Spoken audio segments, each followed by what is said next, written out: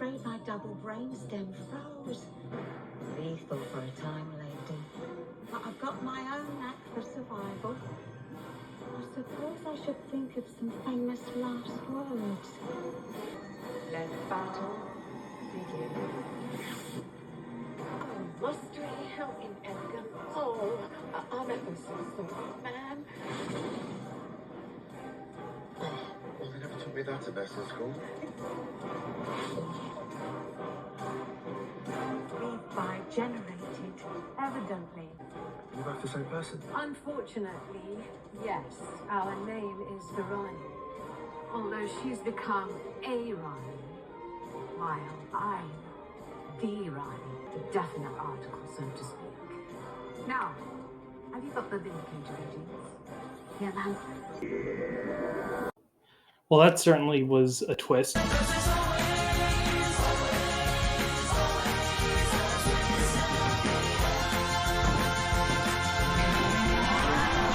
So Doctor Who's season 2 had a post-credit scene, and they did something really big that I wasn't expecting, but it might be confusing for some people who have not seen classic Who, so I just want to kind of explain things if things are unclear.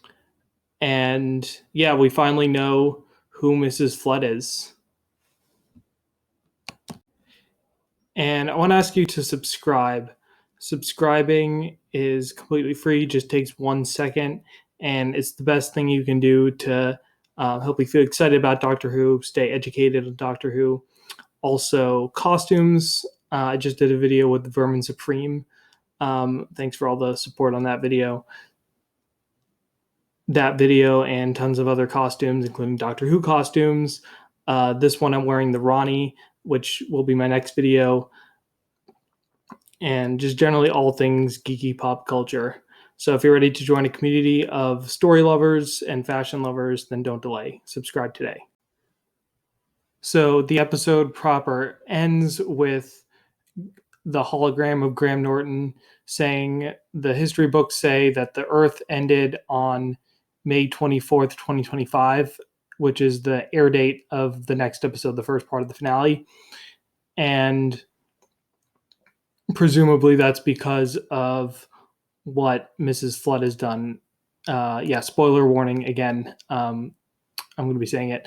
Mrs. Flood, aka the Rani, presumably that's what she has done. Something she has done resulted in the Earth ending on May 24th, 2025. And I do believe this is the reason why they couldn't get back, why the TARDIS wasn't letting them go back, because of some time travel shenanigans that the Rani's been causing.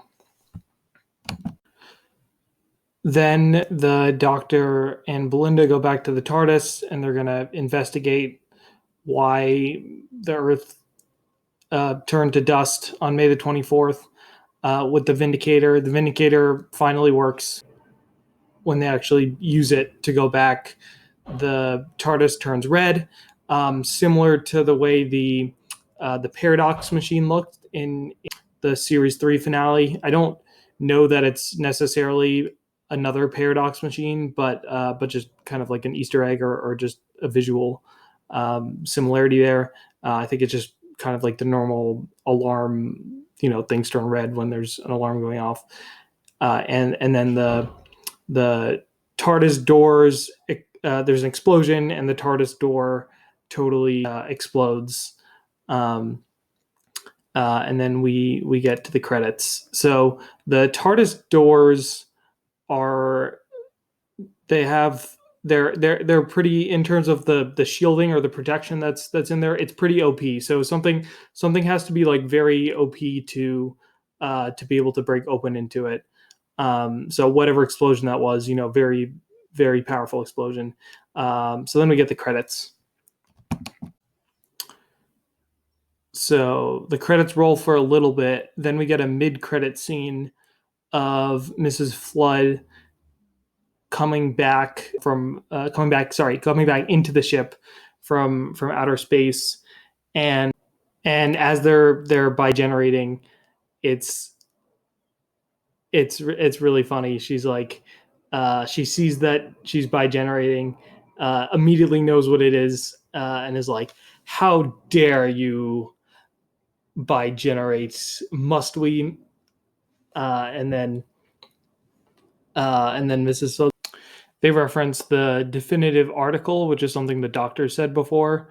He said to this character Harry Sullivan, who's like a unit doctor. I'm the doctor, and I say that you're not fit. You may be a doctor, but I'm the doctor. The definite article, you might say. And they reference that here, where the new Rani tells Mrs. Flood, you might be a Rani, but I'm the Rani, the definitive article. So it's sort of like an evil twist on that. And then she asked Mrs. Flood for the Vindicator readings. Presumably that has to do with like tracking where the doctor's going through the Vindicator. And they sort of have this like dynamic. It's kind of like the character on Invincible who's like a clone, and whoever's the clone is like sort of subservient to the other one. They sort of have that dynamic, which is interesting because like when the doctor's together, they're sort of just like all treating it like they're different people basically, and just working together. When it's the master, when it happened with the master, they hate each other. They were trying to kill each other. Maybe they worked together a little bit, but then eventually they were trying to. By the end, they were one of them shot the other, and so this is like kind of a new dynamic on multiple Time Lords meeting. So I want to explain like who the Rani is, because if you haven't seen Classic Who, there's at least with this scene, I'm sure they'll kind of reintroduce her more next episode. But as far as just like this episode and this scene, there's nothing.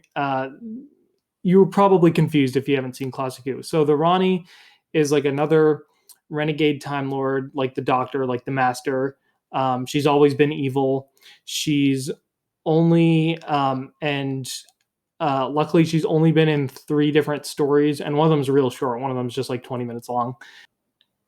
And she's kind of similar to the Master, though not exactly like her. She's more like an evil scientist character. She does like evil experiments on people, and she's very, very campy. So I think that's Russell D Davies loves being campy, and so I think that's what drew him to the Rani. And for years and years, multiple decades now, anytime there's any female character who was like an unknown character, like if we saw someone female on a trail, the fans would be like, is this the Rani? And it never was. So for a while, I've kind of been like, they're never going to bring the Rani back. And I was just totally wrong. So that definitely surprised me. And so the 3 stories that she's been in, the first one's the Mark of the Rani. That's available for free on YouTube. It's totally like legit and legal. It's uploaded by the BBC themselves. I'll put a link to that. That's the Mark of the Rani. That's with the 6th Doctor. That one I'm not a big fan of. If you're trying to watch them all, you should watch it. But if you want to watch ones that are better quality, I recommend the next one with her, which is called Time and The Rani, and that's with the 7th Doctor. And that one, if you're in the UK, I believe it's on BBC iPlayer. And if you're in the US, and I think other countries as well, it's on Tubi, which is a free streaming service. You just sign up with an email. There's no cost to it. And you can watch that by searching for Doctor Who, the 7th Doctor, and season 24. Then there's Dimensions in Time, which is sort of like a 30th anniversary special. That one's also not so good, but it's really short. And that one you can find on YouTube as well. I'll put a link down to all 3 of those. So if you just want to watch one of them, I recommend Time and the Rani. But if you want to watch all 3, you can also watch all 3 just to get all of her TV appearances. She's done some stuff in like Big Finish and Expanding Media. I don't know anything about that, and I don't expect the show to. I expect the show to totally like. So now let's talk a little bit about what we can expect from the finale, or the finale rather. So I would be very surprised if Mrs. Flood / the Rani was not part of the pantheon. She might be the god of wishes. She might be the god of reality. So I've got this article here, and Russell T Davies is going to tell us a little bit about the finale. So they've got this thing called the Unholy Trinity going on, where there's going to be like 3 main villains for the finale, and he's going to explain a little bit more about that. So Doctor Who boss teases the finale reveal after 2 classic characters return. This one is the big one, Stand By, by Iona Rowan, published on the 18th, so pretty recently. So Doctor Who showrunner Russell T Davies has teased a big reveal in season 15. They're calling it season 15. Upcoming finale. Taking to Instagram after yesterday's episode, the Interstellar Song Contest, Davies confirmed that next week's finale will see enemies old and new unite as the Doctor faces the Unholy Trinity. Yesterday's episode saw the return of the Rani, another Time Lord and adversary of the Doctors from the classic series, as Anita Dobson's Mrs. Flood bi-generated in a mid-credit scene. Technically, it is a mid-credit scene, and split into 2 figures.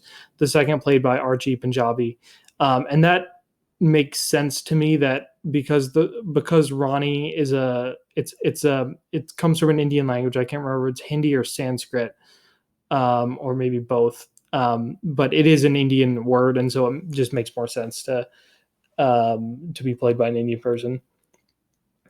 While fans had thought the duo and Jonah Hauer-King's Conrad made up the Unholy Trinity, so he's part of that too, which I don't really love. I mean, it's fine if you want to have him in an episode about the incels like they did, but I just don't think he's interesting enough to be like the big finale villain that they're building towards. Like he just can't stand, even as part of a trinity. I just don't think he's interesting enough. Davies has now revealed that the 2 Ranis actually count as one. So we know who 2 of them are. So we've got the Ranis and we've got Conrad, unfortunately, and there's going to be a third one that they haven't revealed yet. This is only 2/3 of the Trinity. The 2 Ranis count as one because I say so. The third is lying in wait exactly 160 years away. So from 2025, that's 2185, I guess, if it's 160 years away from the present day. He captioned a photo of the trio, hinting that the third member of the Unholy Trinity will be revealed in the finale. He continued, so stand by. This is the big one. First of a 2-part finale. The Pantheon is stirring, old friends are helpless, and the whole of reality is in danger as we hurtle towards May 24th in the Rani's most terrifying experiment yet. Okay, so they're going back to that experiment, like evil scientist experiment stuff, which is good, because I think it just makes her a little bit more different than the Master. Pity the fate of poor Fra Zufal. And remember, a message is calling across time and space. Tables don't do that. And I think that's a reference to tables turning. So it's like the tables have turned. But other than that, it's just super vague. So I don't know what more specifically it means than that. Yesterday's episode also saw the return of another classic character, with Caroline Ford reprising a role as Susan, the daughter's granddaughter, appearing to him in repeated visions and at one point urging him to find me. I liked her return. I hope that she's not part of the Unholy Trinity or like a villain or something, but I did like her return. Susan is an original character who traveled with the first Doctor in the very early days of the series, and she's been referenced on a number of occasions following Ford's departure from the show. The 15th Doctor repeatedly mentioned her last season. For example, in the 12th Doctor, he used to keep a photograph of Susan on his desk at the university where he lectures in the pilot. Doctor Who airs on BBC One in the UK and Disney Plus elsewhere. Classic episodes of Doctor Who are available on BBC iPlayer in the UK, and they're also on Tubi, which is a free service. And like I said, and a lot of them are Yeah, so I've seen theories all over the place as to who that third member of the unholy trinity is.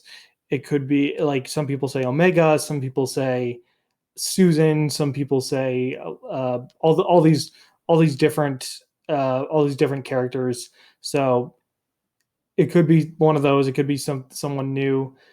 The only thing I'm willing to predict right now is because I'm not certain of any of them. I think it won't be someone who we've already seen in the new series. Like it's not going to be, for example, the Master. That's um, if it is an established character, it will not be someone from New Who. It will be someone from Classic Who. So like Omega, for example, has appeared in Classic Who, has not appeared in New. And that's just because Russell T Davies, the way that he chooses characters, I've seen some trends where he doesn't like to repeat the same characters that he's already used a bunch of times. Like he hasn't really gone back to the Daleks or the Cybermen. He's the one who first introduced those into New Who. Um, a lot of those legacy characters who he used previously in New Who, he's not been using again. So it's not going to be someone from New Who. It could be a new person, or it could be someone from Classic Who. Tell me in the comments who do you think it is, because I'm not sure. I'm ready to find out on Saturday. Yeah, so this is where I'm gonna call it for today. I could talk for 2 hours, 5 hours, 10 hours about Doctor Who. I love it so much, but in terms of what's going out on YouTube, there's only so much I can say before it kind of becomes rambly and uninteresting. So I left you with the interesting stuff. So thanks so much for watching. Um, Again, trying to get to 100 subscribers. So you could be that 100 subscriber. Hit the subscribe button. Thanks so much. Bye.